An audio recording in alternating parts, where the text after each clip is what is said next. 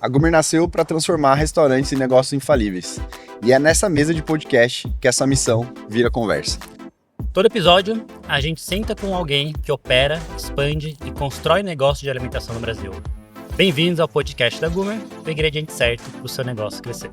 O convidado de hoje é Leonardo Polacchini, diretor do Grupo Polacchini, multifranqueado com cerca de 15 unidades das marcas Bob's, KFC, Casa Balduco e Vila Trampolim. Ele é engenheiro, virou a segunda geração do grupo que os pais começaram e aprendeu na prática que crescer e sobreviver não são a mesma coisa. Léo, seja muito bem-vindo. Valeu, Prazer obrigado. estar aqui contigo. É um grande prazer estar com vocês aqui. Valeu, Léo. Vai ser Obrigado. um papo incrível hoje. Eu sou Felipe, sou um dos fundadores da Gumer. Estou aqui com o Rodrigo também, que lidera todo o time de canais e comercial para ajudar nesse papo aqui. Rodrigo, que já conhece aí o Léo. Um grande amigo do setor de franchise. Muita coisa pra gente aprender hoje, né, Léo? Bora, vamos embora. O que eu puder agregar vai ser um prazer. Léo, antes de entrar em toda a história e todos os aprendizados que você vai compartilhar, explica um pouquinho mais o que é o Grupo Polacchini, marcas, números, enfim. Bom, hoje o Grupo Polacchini, ele é composto por 15 unidades. E dessas unidades a gente tem marcas aí como Bob's, KFC, Casa Balduco, Vila Trampolim, como vocês já mencionaram. Eu faço parte da segunda geração, meus pais inauguraram a primeira unidade lá em 2003. A gente já teve outras unidades também, outras marcas como Pastelândia, Chili Beans, talvez o Rodrigo nem soubesse desse detalhe. Então já navegamos aí por vários mundos, chegamos a ter em 2014 aproximadamente 24 a 27 pontos de venda, se eu não me engano, todos ao mesmo tempo operando. Então foi um crescimento realmente muito forte que se teve ali nos 10, 11 primeiros anos. E foi justamente o período que eu entrei, que foi 2014, depois de 8 anos na construção civil, engenharia civil na Gafisa na época, construindo prédios, era um engenheiro de obra, né? Aquele peão de diploma. Então, esse é um pouquinho da carreira e hoje eu assumi como CEO do Grupo Polacchini.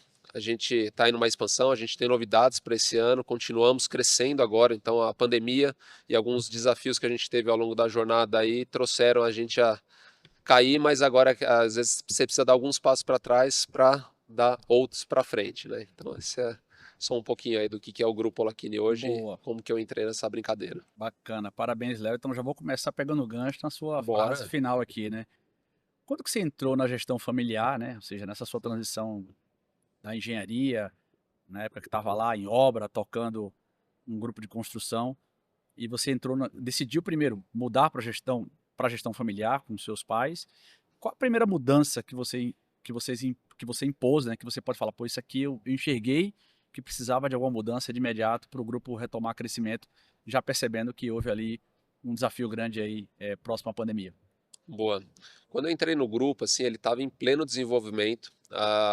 Obviamente, desde o começo eu participei do franchising, da escolha dos pontos. Eles sentavam na mesa, falavam, cara, tá aqui a planta, e aí, o que a gente faz? Será que não é legal? Onde que a gente põe quiosque? Então, essa participação eu tive desde os meus 19 anos, quando foi a primeira loja que eles abriram.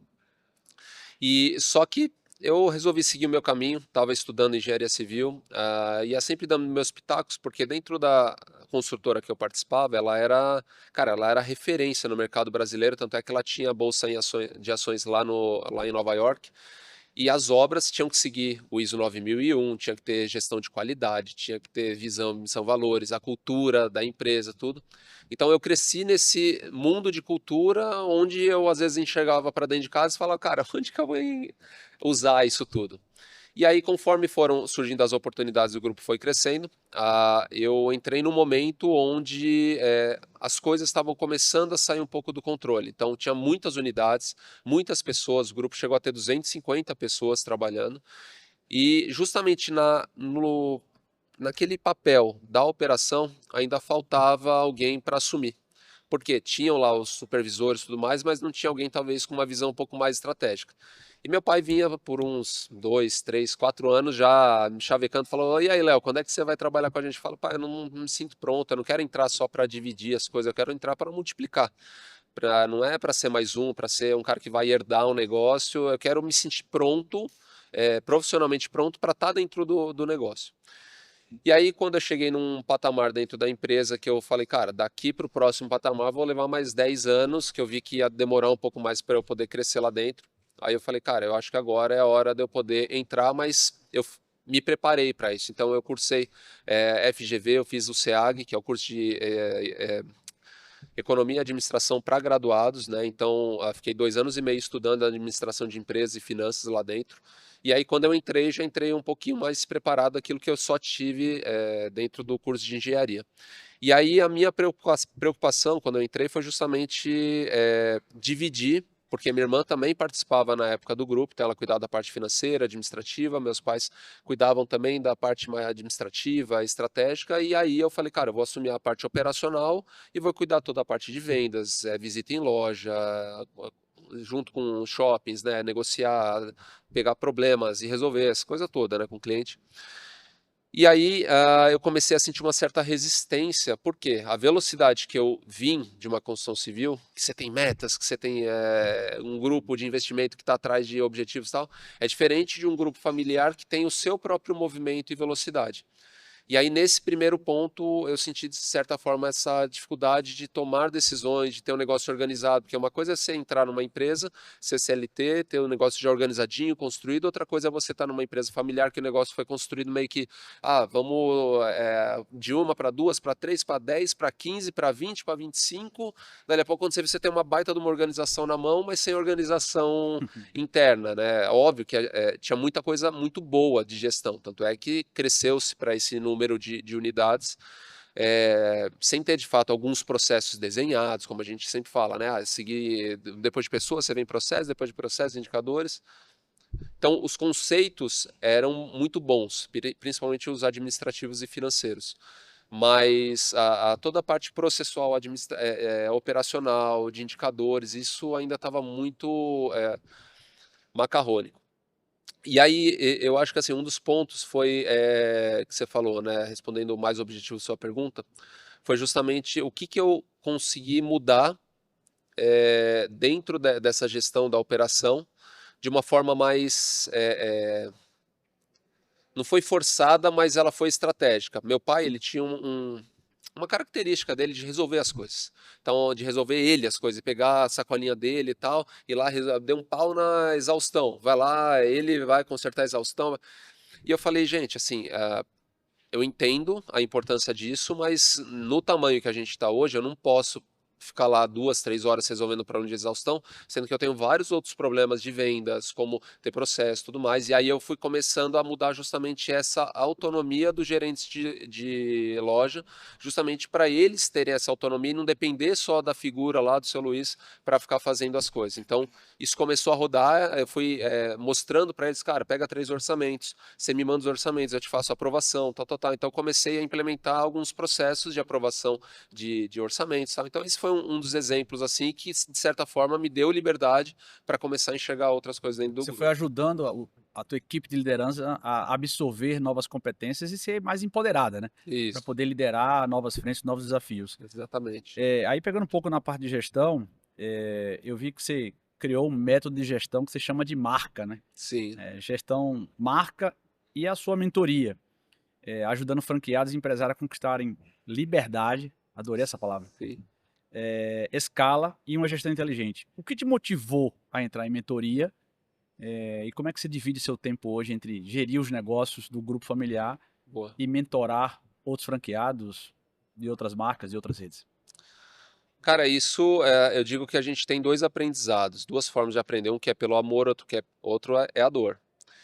E infelizmente, pós-pandemia, a gente teve uma série de chacoalhões, a gente quase quebrou a empresa, então a gente saiu de 24, ao longo do tempo fechamos algumas unidades que não estavam muito saudáveis, só que quando veio a pandemia a gente acabou fechando aí mais 7, 8 unidades ao mesmo tempo, tivemos que demitir muita gente, foi um período bem triste assim, né, do grupo.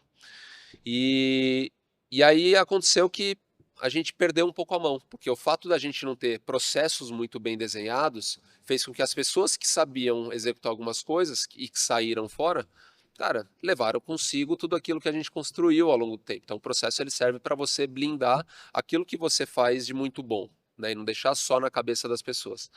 E a gente sentiu muito isso, tanto é que em 2019 a gente ganhou em primeiro lugar, segundo e terceiro lugar nas lojas do Bob's, a nível Brasil, que era o programa de excelência. Então a nossa operação sempre foi muito boa, assim, em termos de excelência, em termos de respeito às marcas, fazer o que eles pedem. Porém, com esse soluço que a gente teve da pandemia, o que aconteceu foi que a gente perdeu essa mão, e aí eu precisei me reinventar. Eu comecei eu falei, cara, não é possível que a gente tinha um resultado incrível antes da pandemia, veio a pandemia, chacoalhou ali 1 ano e meio, lojas todas totalmente fechadas, nossas lojas são 100% em shopping, e a gente tá rateando aqui, eu tô cobrando o pessoal tá, cansado, desmotivado, o que que tá acontecendo nisso? E aí o que eu comecei a perceber é que eu ouvi uma frase que dizia o seguinte: não existe CNPJ forte com CPF fraco. E naquele momento, cara, eu falei, putz, é isso. Eu estou exigindo deles, mas o que que eu estou fazendo por mim? E aí um outro fator deu uma dificultada maior, que foi a saída da minha irmã da empresa. Então ela teve filho, depois de 12 anos ela resolveu seguir o caminho dela, empreender com outros negócios. E eu falei, tá, beleza, cuidar da parte operacional, agora tem que cuidar da parte financeira, administrativa, RH, né? Então como é que vai ser isso? E aí eu comecei a fazer uma série de cursos, aí fiz mentorias, encontrei grandes mentores como Joel J, Rafa Matos, Caio Carneiro, Flávio Augusto, Ricardo Maluf, Mário, cara, uma galera. Assim, eu comecei a investir muito pesado em mentorias fora da bolha do franchising, para entender, cara, dentro do meu negócio, o que que eu consigo fazer de diferente? E aí, num dos eventos, até brinco com o Rafa Matos, eu falo, cara, eu nem sabia que existia esse papel do mentor.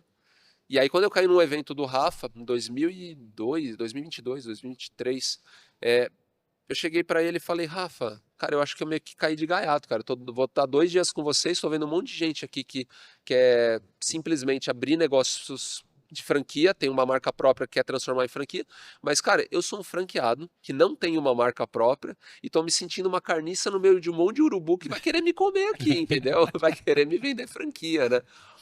Aí ele falou, cara, fica tranquilo, você vai sair daqui com alguma coisa muito positiva, tá?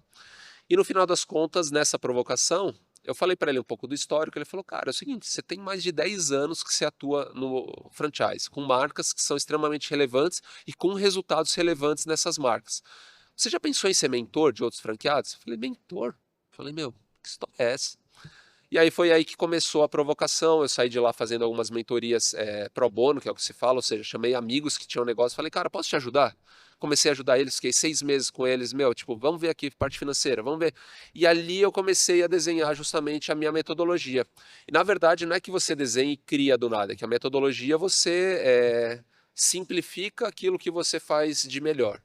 E aí o marca nada mais é do que um acrônimo do caminho que eu fiz e do que o grupo Follow-Kine fez, que é justamente o M de mentalidade, autenticidade, resultado, crescimento e aceleração. Ou seja, é todo o processo que a gente passou de transformação e que eu passei especificamente nos últimos 3, 4 anos para chegar nos resultados que a gente tem hoje. Mas aí tem um detalhe importante que é o seguinte, tem muita gente que às vezes se torna mentor, né, e se desfaz do negócio. E para mim, eu não tinha e não tenho a intenção de me desfazer dos negócios, porque eles são meu grande laboratório e minha prova social. Tanto é que quando eu cheguei com essa ideia em casa, minha esposa falou assim, Léo, porra, eu sei que você tá com essa ideia, que te expandiu um pouco a cabeça e tal, mas por que antes de você mentorar alguém, você não testa tudo isso que você colocou no papel dentro do teu negócio? Tirando aquilo que você já faz. Eu falei, cara, beleza. Aí que eu fiz, fiquei 6 meses, cara, treinando minha equipe semana após semana, fazendo o que eu faço hoje com os meus mentorados, fazendo com a minha equipe. O que que aconteceu? Aquela galera que estava cansada, desmotivada, tudo mais, cara, fez assim, ó, mudamos a cultura da empresa, e aí eu tinha uma certa liberdade de fazer isso, né? Porque a partir do momento que as coisas voltam a acontecer, né? A minha irmã tinha saído para outro rumo, meus pais tinham deixado mais liberdade para fazer o negócio. Eu falei, cara, agora eu também vou botar um pouco mais da minha digital aqui dentro do negócio. E aí foi quando as coisas explodiram, porque a galera começou realmente a entender uma outra mentalidade. Eu mudei a minha mentalidade, mudei os meus hábitos, porque a cultura nada mais é do que você os teus hábitos. Você pode ter uma cultura ruim, uma cultura boa, uma cultura de crescimento, uma cultura de destruição. Basta você entender o que você faz de bom e o que você não faz, ou o que você deixa de fazer de bom. E aí, quando eu comecei a testar isso nos meus negócios dando resultado, cara, eu tive ano após ano, lucratividade aumentando 150%, vendas crescendo 25% ano após ano. Legal. Esse ano, por exemplo, abril, cara, eu peguei lá a média da rede, por exemplo, não vou dizer a rede que era, estão crescendo lá 5%. Cara, a gente está crescendo o nosso grupo 27,5%, mesmos pontos de vendas. Estou crescendo 40% de vendas com outros novos pontos de venda que a gente entrou, com novas marcas. Então, assim, isso só demonstrou que dentro do meu negócio deu super certo e está dando certo com os mentorados que estão participando do grupo, porque você expande a cabeça, você começa a trazer para eles uma identidade, porque esse é um dos pontos que, inclusive, eu falo pros franqueados. Eu falo, cara, você tem que se... Não é que você vai ser rebelde, você vai desrespeitar os valores da marca, nada disso. Pelo contrário, você vai respeitar os valores da marca, mas principalmente respeitar os seus valores como gestor, como empresário. E aí fazer essa transição do franqueado empresário para o empresário franqueado foi o processo que eu passei nesse período para ter os resultados que eu estou tendo hoje. Então, com uma base sólida, voltando a crescer. Então, a gente está com muitas oportunidades, estou com capital humano para crescer.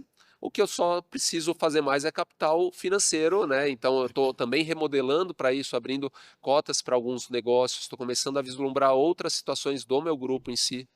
Você entende? Então, Para criar esse método, você se inspirou em alguns outros? Foi do zero?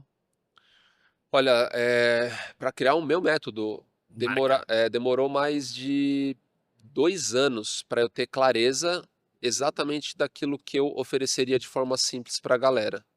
Eu não podia simplesmente falar, faça uma mentoria e aí você sai, vamos fazer o que dá para fazer e tal. Óbvio que eu não uso todas as ferramentas que eu tenho no método. Eu tenho uma espinha dorsal, onde eu basicamente vou utilizando aquilo que é necessário para cada um dos empresários, dos franqueados que estão lá dentro. Agora, para desenhar o método, cara, tipo, eu fiz várias formações de mentorias, com o Joel, inclusive, lá atrás. Fiz uma recentemente com ele, com o Flávio, com o Caio, para melhorar ainda mais, para dar aquela lapidada. Fiz com a Mari Coelho. Estou escrevendo meu primeiro livro, então o livro ele traz muita clareza, tem essa característica de ter muitas ideias e tal, e às vezes eu me perco no meio de tantas ideias. E o livro foi, cara, uma das ferramentas principais para eu poder entender o valor da minha história, entender o valor da história dos meus pais. Então, eu sempre digo, quem quer entender qual é o seu método que se utiliza, porque todo mundo tem um método de trabalho. Agora, para você realmente entender e simplificar ele, cara, começa lá atrás. Se você fosse escrever um livro, eu até na palestra que eu dei ontem eu falei isso, e era sobre mentoria. Falei, sabe como que eu fiz? Escrevi o meu primeiro esqueleto do método? Sentado no trono de manhã.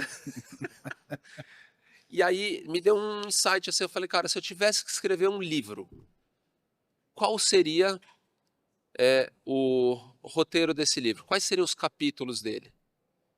Capítulo 1, qual seria? Capítulo 2, capítulo 3, do A até o B, qual seria a transformadora? E qual seria a transformação? E dessa transformação, quais seriam os subcapítulos de cada um desses capítulos? Então, se você sair dessa premissa de pegar 5 capítulos e botar 3 subcapítulos em cada um deles, pronto, você tem um caminho. E depois você vai lapidando. Então, essa é uma dica que eu dou para quem quiser entender o seu próprio método, também entrar nesse ramo de mentorias. Então, Bacana. Léo, você tem uma trajetória brilhante, né? Claro, muita dor, muito sofrimento, mas empreendedorismo na veia, muitas mudanças, pré-pandemia, durante a pandemia e pós-pandemia, e agora com a aplicação do seu método, toda a mentoria que você vem fazendo com os franqueados e dentro do seu próprio grupo, você voltou a crescer e trouxe aqui números bem expressivos de crescimento. E claro, você tem uma trajetória muito forte e intrínseca dentro do negócio de food service, né? sim. Bob's, KFC, Casa Balduco e outras marcas que você já operou. Por que entrar no negócio de entretenimento?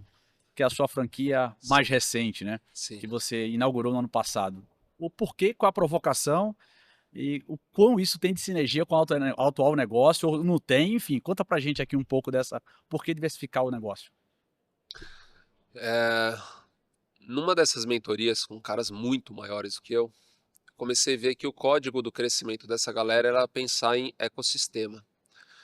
E eu falava para mim mesmo, eu falava, Léo, como é que eu vou criar um ecossistema dentro de um universo de franchise que já é um ecossistema? E aí eu comecei, falei, tá, beleza, se eu tiver outras marcas que agreguem valor dentro dos meus negócios, de repente isso já é um ecossistema. E eu comecei a entender que toda empresa deveria também ter um pilar de educação junto dela. E eu falei, beleza, tá, eu tô só botando um contexto para entender como é que chegou nessa brincadeira. Literalmente na brincadeira, né? Nessa brincadeira de pular, né? Então, como é que a gente pula de um negócio para o outro, né? Para quem tá nos assistindo, estamos falando aqui da franquia do Vila Trampolim, que é uma Exatamente. casa de diversão familiar, né? Sim, As sim. crianças, tem jovens, adolescentes, adultos, enfim. E aí, assim, eu vou dar um passo antes, falar da Casa Balduco também é bem recente, você entender essa mentalidade do ecossistema. Eu sei que chegou certo momento, a gente estava tendo um certo bloqueio do sindicato para negociar os acordos dentro das operações que a gente tinha. E uma das coisas que estava pesando era justamente trabalhar com cestas básicas, cestas de alimento. E o que aconteceu? Eu até brinquei com a minha equipe, isso 2 meses antes de acontecer o contato da Balduco. Falei, cara, sabe o que eu vou fazer? A gente vai criar uma empresa de cestas, vou fornecer para mim mesmo as cestas e depois, quem sabe, isso também vira um business. O que aconteceu? 2 meses depois o shopping me liga, fala, Léo, cara, eu tenho uma oportunidade aqui com o pessoal da Casa Balduco, topa? Aqui no shopping. Falei, pô, que honra, né? Obrigado, shopping, por ter indicado. Você podia ter indicado os 1000 lojistas aqui, mas, pô, show de bola.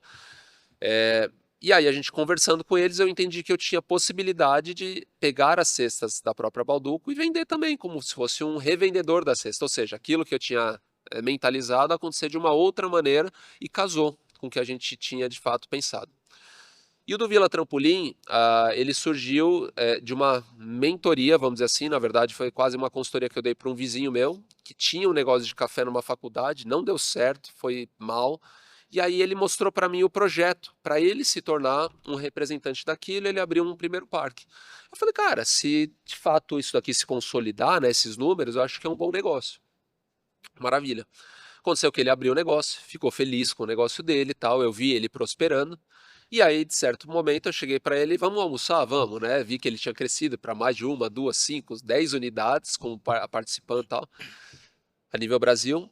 Aí eu falei, Ronaldão, cara, eu tô vendo você crescendo aí, mas eu queria também provar isso, né? Porque eu acho que ele vai casar, meu, direto com o meu público interno, porque eu tenho uma galera que é o primeiro emprego, 16, 17, 18, são jovens que trabalham com a gente. Então, se eu tiver dentro do grupo um lugar que eu possa, obviamente, ganhar dinheiro, mas também fornecer um entretenimento dentro do grupo ali, fornecendo premiações, fazendo algumas festinhas lá dentro do próprio ambiente, daquela própria estrutura, cara, vai casar perfeitamente. Óbvio que quando você sai de um modelo de negócio, um setor e vai para outro, você dá cabeçada, né? A gente deu cabeçada na Casa Balduco, achando, né, uma coisa é você tá lá, colocar uma marca, tudo que era pronto, mais próximo, né? que é próximo e tá no mesmo shopping. Outra coisa é você abrir um parque do outro lado da cidade, lá em Barueri. Cara, tem que tocar à distância o negócio, começar a se estruturar para ter aquela região ali dentro do portfólio do grupo, como atendimento, tudo mais, botar um área coach, um supervisor para atender e também entender as particularidades, porque eu saía de um lugar que era uma segurança alimentar para um outro lugar que era da segurança física. Porque, cara, tem ocorrência, tem acidente de vez em quando. Então, assim, você está proporcionando alegria, felicidade, diversão, mas tem que tomar muito cuidado porque pode machucar sério aquele negócio. Então, você passa a ter outras preocupações, você passa a ter um caminho muito mais voltado para uma venda ativa, venda direta, venda para festas de aniversário. Porque não é só um parque, ali virou quase que um Casa de eventos, buffet né? também, uma casa de eventos, né? Mas é aquela questão de oportunidade, de você ir lá, tipo, de um lado, servir de um lado, dali a pouco você fala, cara, e agora? Será que eu consigo também tocar isso? Você entendeu? E é aquela vontade, arrumar a sarna para se fuçar, né? Ia falar Deu exatamente certo? isso. E tá dando certo? Tá dando, graças a Deus. A gente vai inaugurar a segunda unidade até julho, agora lá em Santo Amaro. E, cara, estamos felizes, assim, estamos felizes. A gente tem aumentado, o pessoal de dentro do grupo tá vendo também nosso crescimento. Continuamos crescendo também nas marcas, no Bob's. A gente vai inaugurar um outro ponto de venda também até julho. Então a gente voltou a crescer com mais de uma marca no grupo, que é o que a gente sempre fala para quem tá dentro do grupo. Falei, cara, as oportunidades, elas surgem para quem está aqui com a gente crescendo, seja na baixa ou na alta. Mas se você estiver preparado, estiver no momento que a gente estiver crescendo, Porque o crescimento, ele justamente te possibilita essa oportunidade para outras pessoas crescerem também de cargo, começarem a ter participação dentro dos lucros, que esse é o grande... Cara, esse é a cereja do bolo, né, para o empresário. Você poder distribuir o lucro da tua empresa para quem está lá com você há 15, 20 anos no Legal, negócio, sabe? legal. Pegando um gancho um pouco dessa tua trajetória, né? Que conselho, né? Que dica, né? Quais dicas você daria para um franqueado que está crescendo rápido hoje e se acha invencível? Ou autossuficiente, né? É. O que eu posso dizer que eu aprendi e que eu tinha muito disso, que eu sei que muita gente tem, mas não reconhece, é a arrogância. A arrogância, ela tá numa linha muito tênue com a ignorância.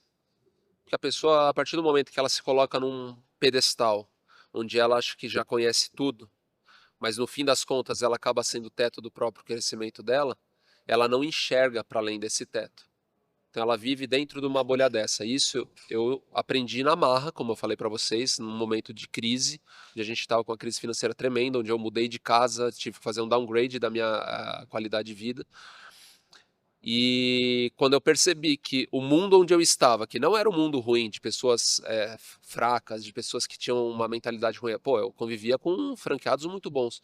Mas quando eu saí desse universo, fui buscar fora uma capacitação, foi quando eu vi que eu tinha, de certa forma, muita arrogância, que é uma coisa que vai lado a lado com quem começa a crescer muito na vida. Isso faz com que você ache que tudo aquilo que você construiu até ali é o suficiente, até o primeiro soluço, até o primeiro impacto, até o primeiro tombo. Ou seja, o que eu digo pro pessoal é, cara, nunca deixem de aprender, sempre se coloquem na cadeirinha do aprendiz, sempre busquem estar em mesas onde vocês são os mais ignorantes da mesa. Então essa é a minha busca hoje, eu sempre busco estar na mesa onde eu sou mais ignorante, o ralé, onde o meu faturamento é 1%, 5% daquilo que a galera média fatura, você entendeu? Do que eles construíram. Por quê? Eu preciso estar com essa galera para aprender. Então, sentando em mesas onde o pessoal construiu muito mais do que eu, certamente eu vou aprender muito mais do que nas mesas onde as pessoas aprendem só comigo. Não é um problema estar nessas mesas, porque a partir do... E esse é um outro ponto também, então... A partir do momento que a gente se torna a nossa empresa numa máquina de treinamentos, ou seja, a gente se coloca como um líder educador, que é o que eu me coloquei dentro da empresa, eu falei, cara, tudo que eu aprender, tudo eu replico para os meus colaboradores, para o meu time. Porque, primeiro, é uma forma de eu fixar o conhecimento, segundo, que é uma forma deles estarem muito mais próximo da mentalidade que eu tô, que nada mais é do que a cultura que a gente fala das empresas, entende? Antes de entrar nesse ponto da máquina de treinamento, que acho que a gente pode dar uma explorada, Uhum. quando algum franqueado te procura, ou mesmo você está procurando franqueados para mentorar, o que são os principais desafios que eles estão passando ali? Cara, hoje as principais dores que eu enxergo, primeiro, é conhecer alguns conceitos financeiros. Então isso o pessoal tem muita dificuldade. Então tem gente que confunde rentabilidade com lucratividade. Parece bobagem, mas, cara, na hora que você está vendo um negócio é diferente. Você saber que o negócio ele é rentável ou ele é lucrativo. É diferente uma coisa de outra. E o que é a diferença? A diferença, basicamente, que eu falo assim, a lucratividade, ela está baseada no lucro versus o teu faturamento. Ou seja, se eu tenho uma margem líquida de 10% sobre um faturamento de 100 mil, eu tenho um lucro líquido de 10 mil reais. Então, minha lucratividade é 10%. E rentabilidade é o que você lucra sobre o que você investiu no negócio. Então, se eu tenho 10 mil e eu investi 1 milhão, a rentabilidade vai ser de 1%. Se eu tenho 10 mil de lucro e investi 100 mil, a minha rentabilidade vai ser de 10% ao mês. E aí é quando eu justamente faço a composição e o comparativo entre, pô, será que vale a pena eu pegar esse dinheiro que está ali parado, se eu tiver caixa, né, que está rendendo 1,2% ao mês, e jogar num negócio que me rende 3,5% ao mês, pô, eu vou estar acelerando em 3 vezes o rendimento se eu deixasse ele parado, com determinados riscos. Legal. A lucratividade do negócio e a rentabilidade do investimento que vem através da lucratividade do negócio. Exatamente. Tá, então, esse é o primeiro ponto. Outro ponto que eu vejo que as pessoas falham muito é elas não reconhecerem ferramentas de gestão de pessoas básicas, assim, pesquisa de clima, teste DISC, parte comportamental, para você identificar quais são os seus pontos fortes e fracos. Isso por elas mesmas. As pessoas não conhecem seus pontos fortes. Nem elas, imagine com o time, né? Exato. E aí, como é que você lidera sem saber como liderar? Você pede para que eles façam feedback e você não faz feedback. Você pede para que eles escolham as pessoas certas na contratação e você não sabe escolher as pessoas certas porque você nem tem ideia do que são esses perfis. Então, cara, existe assim que é o que eu falo, tem 4 pilares, são os 4 prós que eu falo que as pessoas falham muito. Primeiro é o propósito. Elas têm um propósito de ganhar o dinheiro, mas tá, beleza. Além disso, qual é o teu propósito para você ter uma meta realmente, cara, que você consiga motivar a tua equipe para poder atingir essa meta mesmo nos momentos mais baixos, porque quando você está crescendo, pô, é o oba-oba, todo mundo. Quando você começa a ter uma semana zoada, uma segunda, um mês inteiro zoado, aí você fala assim, cara, e aí, como é que a gente bate? Então vamos ajustar, porque aí começa aquelas justificativas, porque no ano anterior a gente cresceu muito, porque, não amigão, no ano anterior a gente cresceu muito, mas esse ano a gente vai continuar crescendo muito. O que a gente vai fazer para continuar crescendo muito? Porque eu tenho um propósito. Eu quero ter tanto de lucro por mês porque eu quero viajar, porque eu quero ter um negócio, eu quero ter mais tempo com a minha família, eu quero estruturar o meu negócio para ter mais tempo com meu filho, com a minha filha. Então, é o propósito. Qual é o propósito principal, além daquele propósito superficial, que é o primeiro pró? O segundo pró é o protagonismo, que é justamente falar sobre a marca do franqueado. Tem uma frase que eu gosto de dizer que é: qual marca sua marca deixará em sua marca? Qual é o propósito ou o resultado que a sua marca pessoal vai deixar na marca parceira, franqueadora, e também qual é o resultado que a marca parceira, a sua marca, vai deixar na sua marca pessoal. Por quê? É uma simbiose. O Bob's agregou muito comigo. E eu agrego muito com o Bob's. Eu tento ser mais participativo do que o cara que fica enchendo o saco, reclamando. Então, quando a pessoa assume o seu protagonismo, que é o segundo pró, cara, ela atua diferente. Então, isso é outro pilar que a gente atua para ela sair da mediocridade. Terceiro é profissionalismo. Profissionalismo é isso que eu acabei de falar, sobre ela entender conceitos financeiros, conceitos tributários, conceitos de gestão de pessoas, conceitos, cara, diversos de negócio, de indicadores. Como é que eu olho para o negócio? Sentar lá, como é que eu uso esse olho? É uma outra coisa que eu também gosto de falar, que nós temos 3 olhos do dono. Sempre falo que o olho do dono é que engorda o boi. Tem o olho nosso primeira pessoa, que ele é limitado a nós. Tem um olho que ele é menos limitado, que é o da equipe, que é o olho terceirizado. E tem o olho é o olho digital, que é dos indicadores. Então, se você une esses 3 olhos, cara, bingo, você vai ter resultado. Porque a equipe tomando conta, você olhando para indicadores e você, obviamente, tendo, de alguma forma, um olhar quando você vai fazer uma visita. Porque quanto maior você fica, menos tempo e menos frequência você vai para as lojas. Isso é normal, cara. É praticamente impossível você estar em todas as lojas todos os dias com 15 pontos de venda, com 10 pontos de venda. Inclusive, a gente fez um podcast com o Denis Santini, que é um grande Sim. amigo nosso de franchise. Um abraço ao Denis.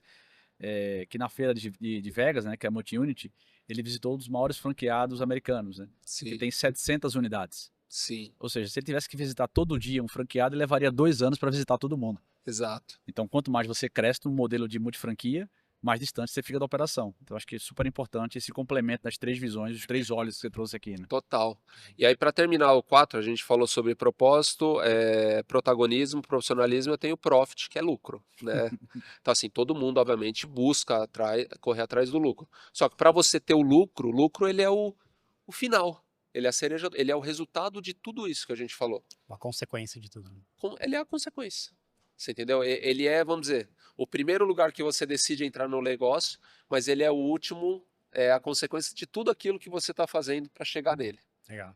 Então, E aí vamos voltar na máquina de treinamento que você comentou. Como é que isso funciona na prática para vocês? O que vocês fazem? Qual que é o dia a boa. dia?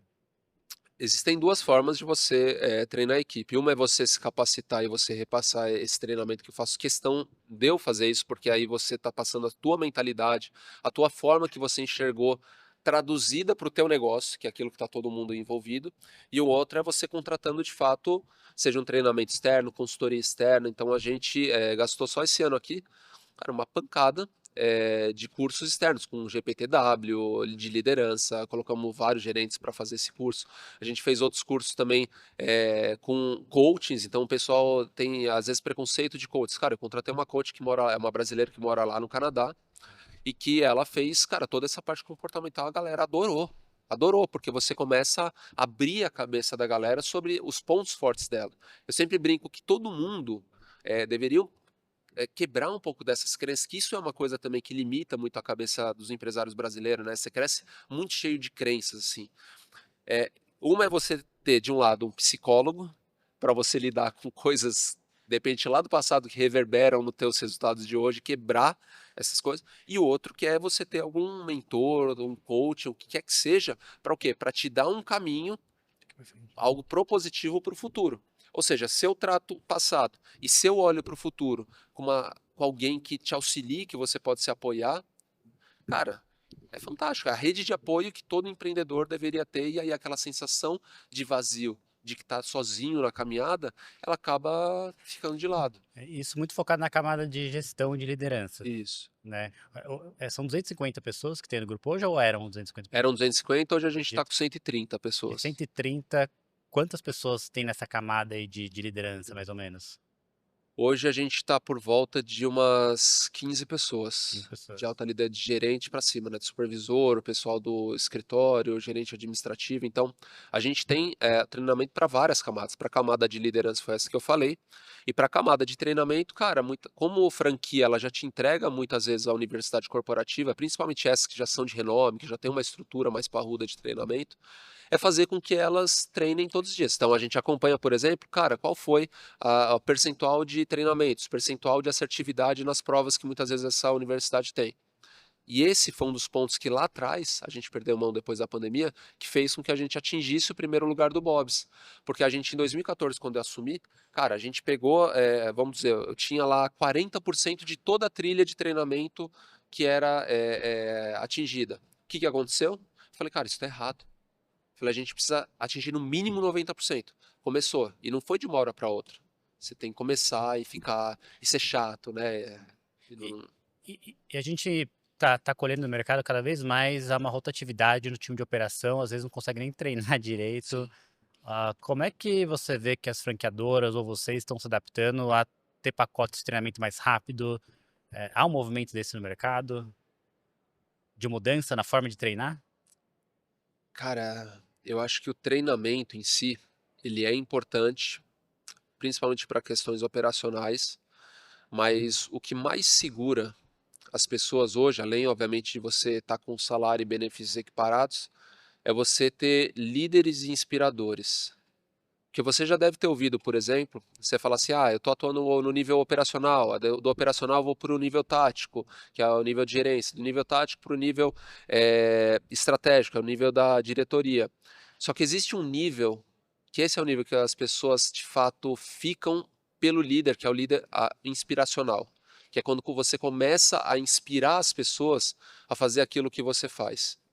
Então, esse movimento que eu fiz de estar nas redes sociais, de começar a trazer conteúdo, de me colocar como mentor de outros franqueados, de me colocar como mentor, inclusive, dos colaboradores, isso, primeiro, te traz uma responsabilidade maior, porque a partir do momento que a pessoa começa a ficar sedenta por conhecimento, isso é uma coisa que o dinheiro não compra, ela fica contigo porque ela está aprendendo, ela está crescendo, ela está quebrando crenças que, se ela continuasse no meio dela e na forma como a gente fazia a gestão antes, cara, não ia acontecer esse despertar.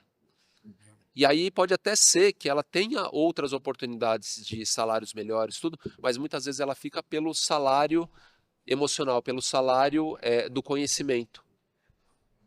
Isso é muito forte, cara. Assim, você inspirar as pessoas que estão contigo pelo teu conhecimento, que esse é um dos valores nosso do grupo aqui, né? Aprendizado contínuo. A gente, cara, incentiva o pessoal a fazer faculdade, independente do que eu trago de treinamento. Então, se ele chega no nível de liderança, a gente, cara, gosta de bancar a parte da faculdade dele, dependendo até integral, dependendo do valor que for.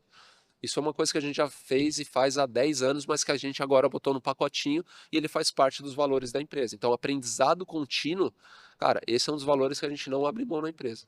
Você acredita que isso fez com que o seu GGO permanecesse aí mais de 20 anos? 20 anos, eu tô com, cara, vou botar umas 4, 5 pessoas que estão com a gente há mais de 18 anos. E pós-pandemia, você superar essa descompasse, eu coloco muito no crédito aí dessa mentalidade, principalmente na hora que eu falei, cara, eu preciso me tornar um líder Pris- educador. Principalmente no momento que a gente está vivendo agora, né? De muita pressão por mão de obra, seja de mão de obra qualificada, seja a ausência de mão de obra, né? Sim. E claro, o nível de competitividade vem aumentando a cada vez mais. E eu queria pegar um gancho numa pergunta que eu tinha pensado em te fazer, vou te colocar aqui numa situação desconfortável, é Bora. meu papel. O varejo já treina a gente para isso, né? Brincadeira, Então, imagina o Rodrigo deixar o Leonardo numa posição desconfortável, jamais. Brincadeira. Com o teu papel de mentor, né, treinando novos franqueados, novos empreendedores, como é que é treinar franqueados de outras marcas que, por sinal, muitos deles são seu concorrente ou será o seu concorrente, atuando no mesmo setor? Como é que você lida com isso? Conta um pouco pra gente aí. eu acho que isso vai muito em cima de um propósito maior. Eu, junto com a minha esposa, e ela está nessa jornada, ela entrou na empresa agora, eu falei para ela pedir ajuda, né? Graças a Deus deu muito certo, as pessoas têm me procurado, coloquei uma bandeirinha branca, mas o que aconteceu é que eu falei para ela, eu falei, cara, eu preciso de alguém junto e eu tenho um propósito. E o meu grande propósito, assim, minha visão, é que a sociedade, ela só evolui se os empreendedores, se os negócios, se as empresas, se eles prosperarem. E no Brasil a gente tem, cara, um percentual bizarro, absurdo de empresas que abrem e fecham no primeiro ano, abrem e fecham no segundo ano, mesmo sendo marcas próprias ou marcas franqueadas, um pouco menos, pelo modelo de negócio que é a franquia em si. E aí eu falei assim, cara, já que eu suportei o que eu suportei pós-pandemia, quase quebrando apoteoticamente falando. Eu falei, cara, eu não gostaria que outras pessoas passassem por isso. Então, se eu conseguir de alguma forma ajudar as pessoas a não passarem por tudo isso, e como eu falei, existe um aprendizado pela dor ou pelo amor. Ela pode seguir o caminho dela e ir aprendendo com a dor, com os tropeços, e tá tudo certo. Mas se a pessoa quiser pelo amor, e o amor nada mais é do que repetição. Então, quanto mais eu repito, quanto mais eu tenho um hábito positivo, isso vai entrando na cabeça até o ponto que eu começo a fazer isso de forma mecânica, automática. Os bons costumes dentro de um negócio, dentro de uma gestão de negócio. E foi justamente esse ponto que eu trago. Eu falo para eles, cara, tem muito franqueado muito melhor do que eu, muito mais tempo que fatura muito mais, mas eu sei que tem muitos franqueados que faturam muito menos do que eu, que estão até bastante tempo, mas que estão perdidos.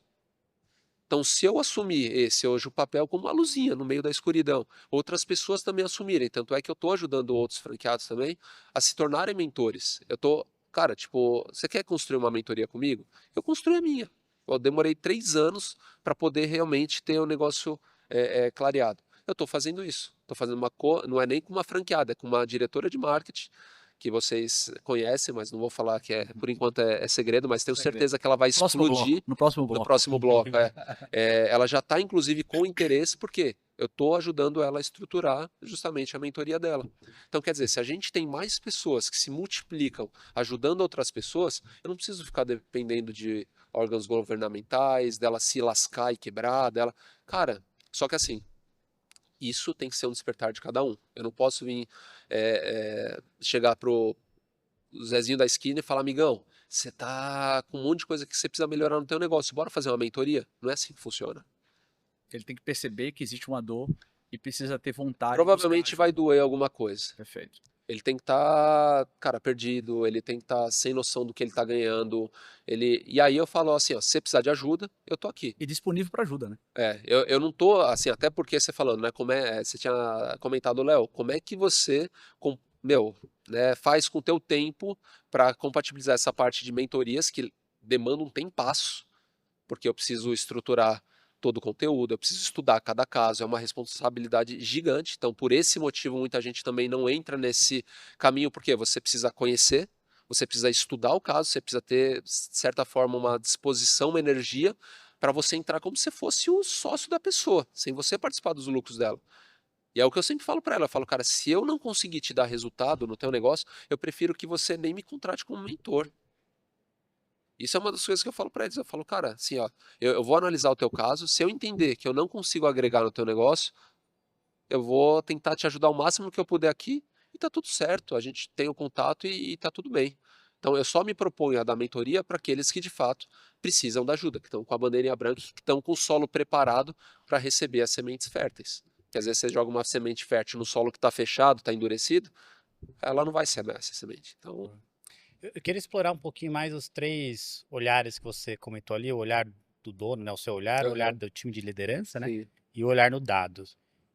Claro que tamanhos diferentes vão ser visões diferentes, sim. mas para o seu tamanho, 130, 40 pessoas, o que é o seu olhar diário, semanal, mensal? O que é o olhar da liderança e que dados vocês olham?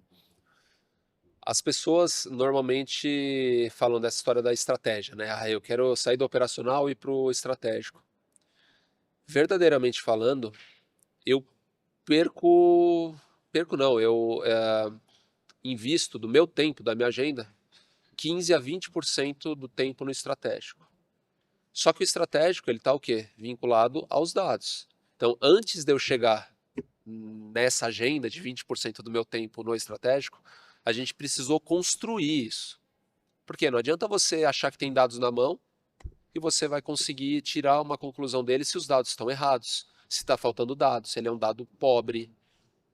Você entende? Então a tua base de dados, ela precisa ser uma base de dados confiável para você tomar decisões estratégicas em cima disso. Então até você construir essa base de dados e a forma como você enxerga, que é o cockpit que a gente chama, Que não é nada fácil ter dados subindo de várias lojas confiáveis, né? A gente não. às vezes trata como algo Como simples, ter dados, ter indicadores. Por não, que é muita difícil. gente quer, mas não tem? Por conta disso. Essa jornada de construção de indicadores, de dashboards, de cockpits, de faróis, sei lá o que você quer chamar, como quer que seja, cara, essa construção ela requer o quê? Tempo de análise. Se você pegar uma base de dados lá de, sei lá, 1000 linhas, pô, vamos supor, eu tive 80 mil transações no mês. Meu amigo, você pegar uma base de dados de 80 mil linhas, é duro. Então você tem que manjar de Excel. Se você não manjar de Excel, você tem que ter alguém que manje de Excel para te trazer alguns insights do que esse Excel está te falando ali, se você não tiver outro sistema. Aí as pessoas não manjam nem de Excel e nem de olhar para a planilha. Vão para um sistema, gastam uma fortuna num RP da vida, pô, vai ficar mais perdido ainda. Você entende? Tipo, então é por isso que eu falo, eu acho que a gente tem que dar uns passos atrás e eu busco sempre falar muito sobre os fundamentos básicos financeiros, essas coisas todas, dos dados em si, porque é ele que vai dar base para você construir o restante. E aí você falou sobre os indicadores. Então hoje a gente tem um dashboard lá robusto, que eu sempre falo que é o one page. Em uma página precisa enxergar o que está acontecendo. É como no carro. O carro você está lá no teu volante, cara, você está atento ali toda hora lá fora para não bater, para não causar acidente, mas você está de olho na velocidade, na rotação, de como está o óleo, de como está o combustível. Se você transferir isso para a tua empresa, você está ali, você continua pilotando, mas você não pode tirar o olho do trânsito, mas ao mesmo tempo você está com o olho nos indicadores. Quais seriam esses indicadores que você teria que ter ali? Então, indicadores básicos, que todo mundo deveria ter, isso aqui é ouro, ó. A galera que está ouvindo, isso aqui é ouro. É o seguinte, vendas e, vamos dizer, abrir essas vendas. Então, o que compõe uma venda?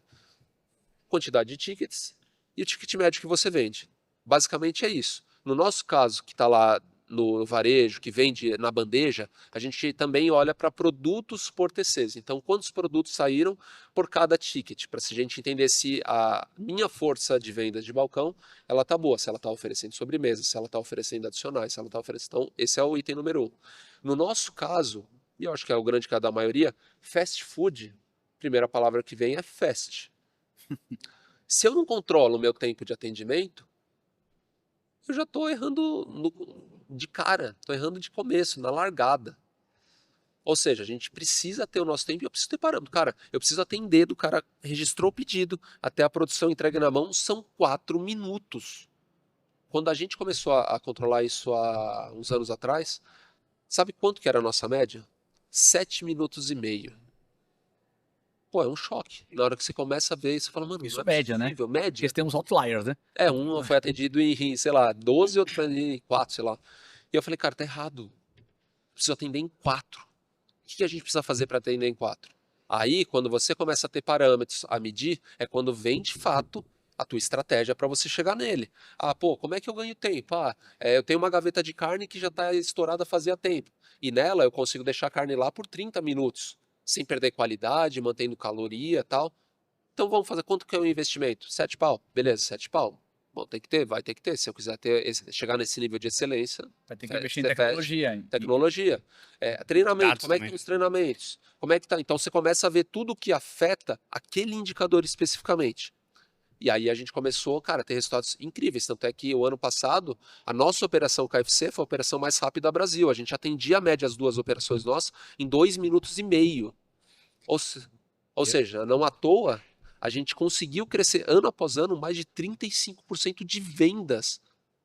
Porque eu falava isso para a equipe, eu falava, cara, se a gente é o mais rápido da praça, porque eu estou concorrendo com todo mundo da praça de alimentação, não estou concorrendo só com o Popeyes. Todo mundo é meu concorrente. Mas se o cara for lá, receber o lanche mais quentinho, se eu receber ele mais rápido e num preço acessível, esse cara vai voltar. E ele volta. Eu lembro que quando a gente fez o totem do KFC, nosso objetivo era, ele fez o pedido, já manda o pedido, enquanto ele está fazendo o processo de pagamento, o pedido já está sendo preparado, e a gente conseguia, na hora que ele terminou o pagamento, já estava sendo entregue. Era Sim. quase que instantâneo ali. Acho que uma cultura de KFC tem muito essa coisa de entregar imediato, né? Sem abrir mão de qualidade, né? Como Sim. você falou, tem que ser rápido. Eu sempre falo, é uma frase que eu uso muito na praça de alimentação.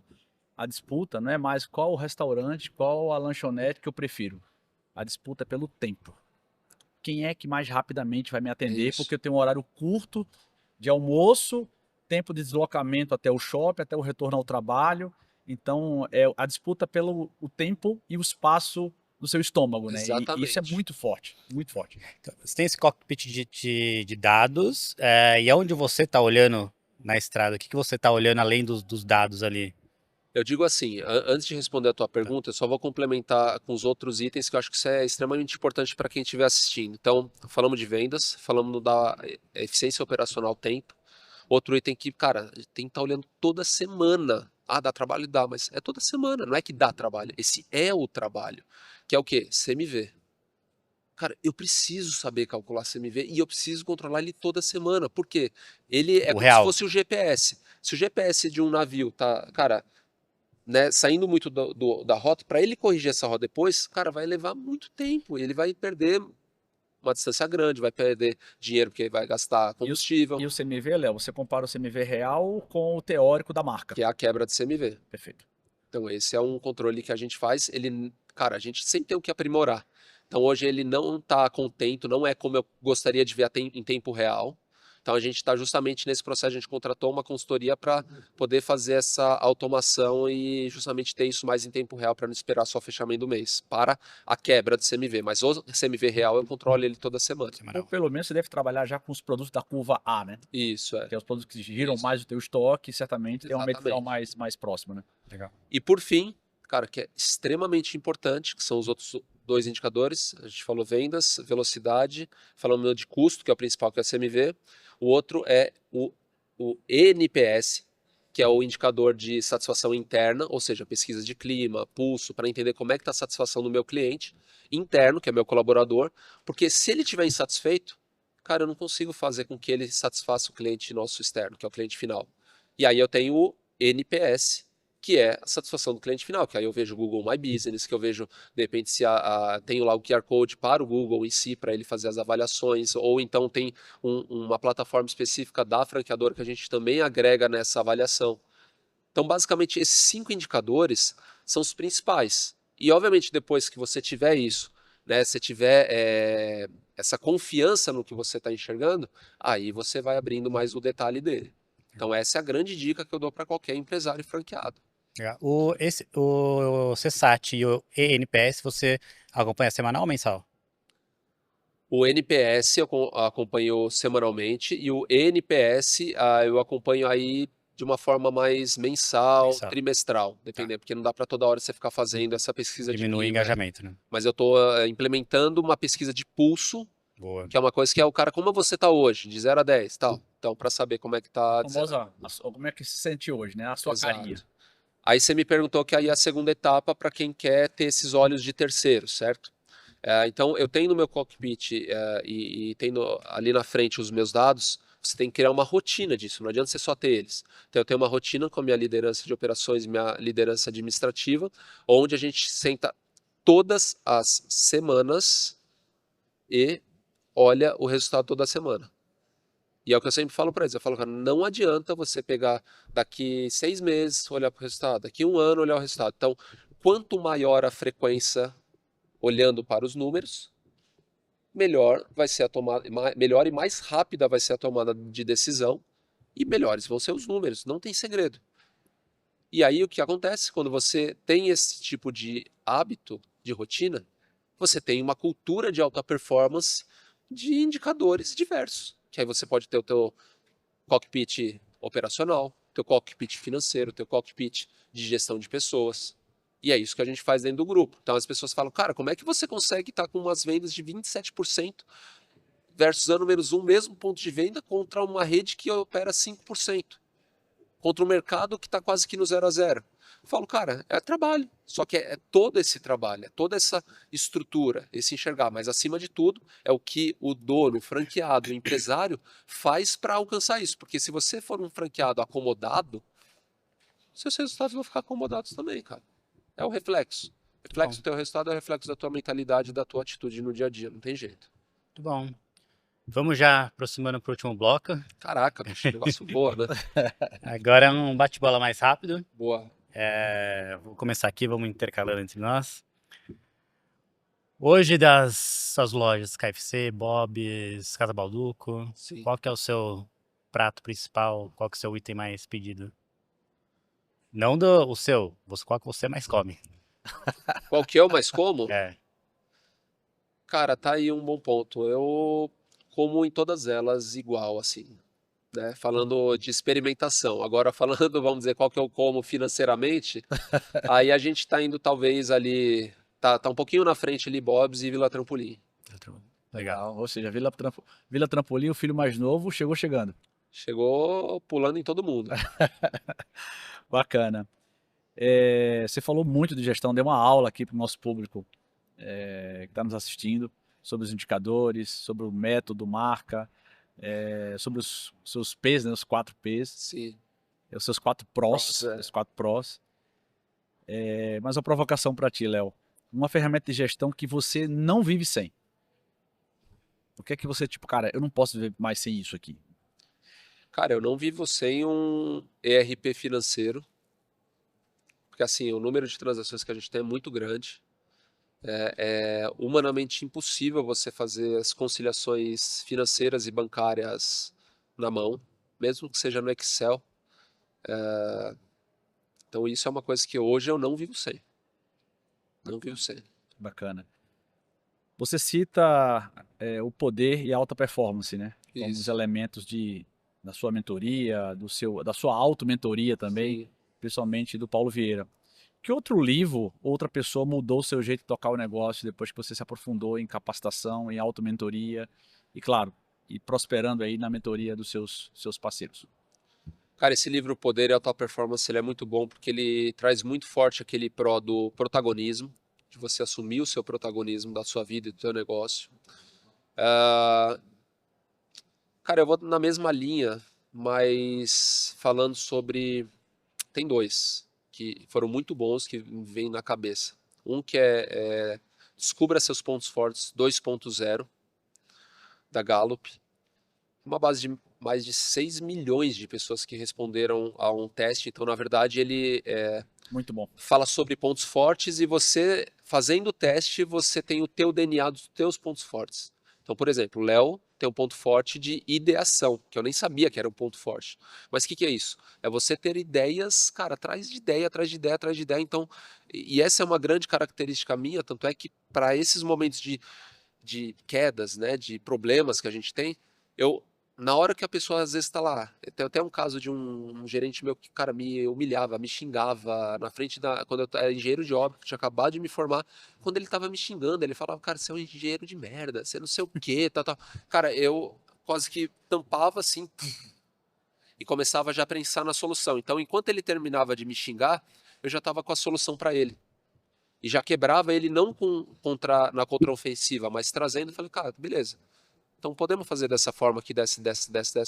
Aí ele nem terminava de xingar e ele já baixava. Então isso sempre foi algo positivo. E esse livro ele traz muito disso. Pô, empatia é um ponto forte. Minha empatia, infelizmente, lá embaixo, cara. E eu tenho que treinar muito para ser um cara empático. Só que minha esposa, por exemplo, ela é o número 1 dela é empatia. E o empatia, a terminologia, eu gosto muito de entender qual que é a origem das palavras. E a empatia, na verdade, ela tem uma origem que o em significa no.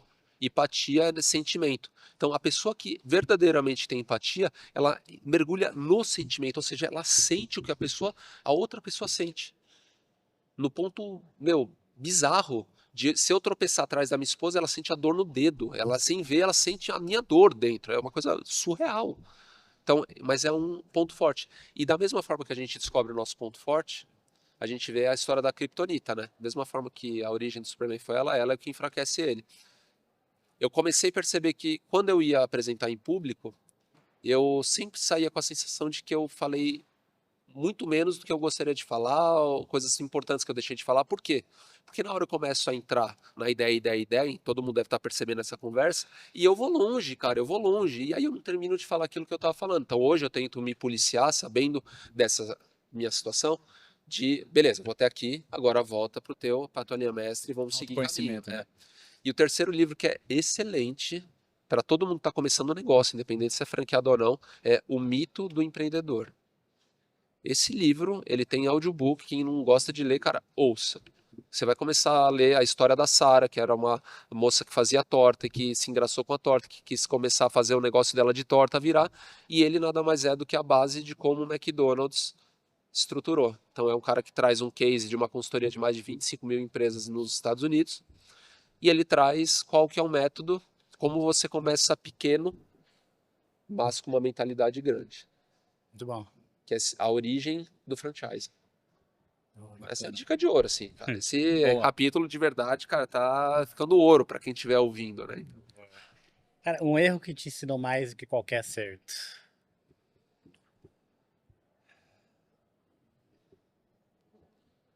A arrogância. Você achar que você chegou num patamar que é o suficiente. Você atingiu o primeiro lugar do programa de excelência. Ótimo. Fez mais do que a tua obrigação fazer a tua excelência. E agora, qual é o próximo passo? O que você precisa continuar fazendo para continuar nesse patamar? Até tem um dos funcionários nossos, o Maurício, se estiver ouvindo, essa é para você. Ele sempre fala. E ele é um cara que gosta de estar em primeiro lugar. Ele fala, cara, difícil não é chegar na frente em primeiro lugar. Difícil é você permanecer lá. Porque para você permanecer lá, você tem que continuar fazendo aquilo e um pouco mais do que você fez. Porque as pessoas vão se inspirar em você, vão te espelhar. Então elas vão começar a te copiar. E é ali que você tem que dar sempre o próximo passo. Próximo passo, próximo passo. A última pergunta, o nome do nosso podcast chama O Ingrediente Certo. Certo. Então, o que você acha que foi o ingrediente certo, essencial para sua jornada? Cara, o ingrediente certo foi capacitação. Eu vou dar um passo antes. O ingrediente certo foi estar nos ambientes certos. Por que eu falo isso? Porque existe um triângulo, que é até que eu passo na minha mentoria, que é o triângulo de Diltz, que é o triângulo das mudanças neurológicas, ou seja, como você muda a sua mentalidade, que é a base da PNL, Programação Neurolinguística. E ele fala que a base de toda mudança mental está onde? No ambiente. Por quê? Mudando de ambiente, você começa a ter acesso a novos comportamentos e a mudar os seus comportamentos. Mudando seus comportamentos, você começa a descobrir novas capacidades em você. Porque você vê também a capacidade nos outros. Depois da capacidade, você começa a, entendendo que você é muito mais capaz daquilo que você achou que era lá atrás, você começa a ter novas crenças, criar novas crenças. E a partir do momento que você cria novas crenças com outros resultados, você passa a se olhar de outra maneira, que é você atingir o ápice desse triângulo, que é você de fato começar a olhar para a sua identidade própria. E o topo lá da pirâmide é a espiritualidade, porque a partir do momento que a pessoa começou a quebrar um monte de crenças, começou a se entender melhor, que é a história do autoconhecimento, de você ser essa liderança pela inspiração, aí a pessoa vai buscar as respostas filosofais, né? Que aí pode ser religião, pode ser estoicismo, pode ser qualquer Filosofia. outra filosofia tradicional, você entendeu? Então, o ingrediente certo é estar nos ambientes certos e que te provoquem. Você seja o mais ignorante da mesa. Esse é o ingrediente certo. Muito bom. Obrigado pela Fechou? aula. Com Boa. Eu que certeza, agradeço o convite, pô. com certeza quem está acompanhando aprendeu muito e compartilhe o conteúdo aí com quem você acha que pode aprender também. Léo, onde o pessoal pode te encontrar?